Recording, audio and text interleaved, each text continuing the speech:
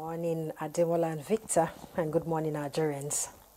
President Bola Tinubu has directed the National Single Window Steering Committee to ensure the platform becomes fully operational by the first quarter of 2026.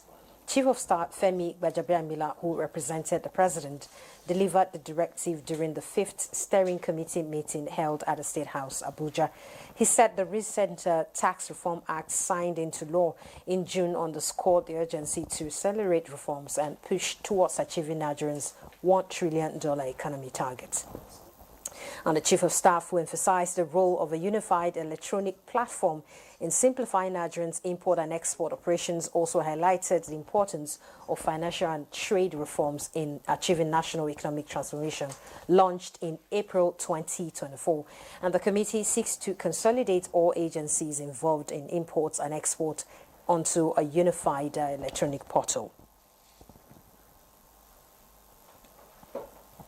Investments and trade revenues, but ensure transparency and credibility of Nigeria's readiness for business.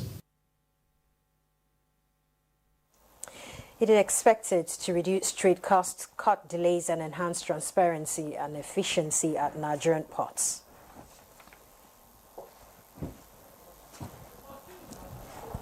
Our Senate has approved federal government's 2025-2026 rolling borrowing plan as captured in the 2025 medium-term expenditure framework and fiscal strategy paper.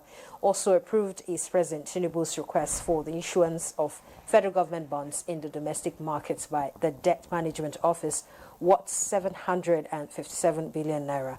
That's to settle outstanding pension liabilities under the contributory pension scheme. What set in the Federation are going to benefit from these different loans as outlined? We now have all sources of revenue to fund the 2025 budget in place. Meanwhile, the House of Representatives has approved the report of its Public Accounts Committee, recommending that 29 federal ministries, departments, and agencies of government are to refund 10.4 billion naira to government coffers.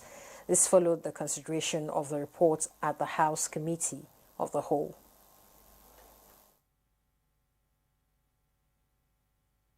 The ranking member mentioned that this report may affect the jobs of certain people. So be it. We must escalate this report for Nigerians to know the real people who are behind the problems that we suffer in this country as Nigerians. Minister of State Finance Doris Anite believes that the success in the fight against illicit financial flows must move beyond dialogue to deployment of real-time data exchange, robust enforcement, and strengthened accountability. This is as the Federal Inland Revenue Service launches a new tax intelligence and automation system for digital vigilance. The event is the opening of the 2025 National Conference on Illicit Financial Flows in Abuja. It is estimated that Nigeria loses about $18 billion annually due to profit shifting and aggressive tax avoidance practices. If retained, these resources could transform investment in education, health, infrastructure, and subnational development. Minister of Information and National Orientation Mohammed Idris was among stakeholders at the 2025 Blueprint Public Lecture as awards event where the role of the media in nurturing Nigerians' democracy was reaffirmed. The event was an opportunity to highlight the prospects of the renewed hope 8-point agenda on food security.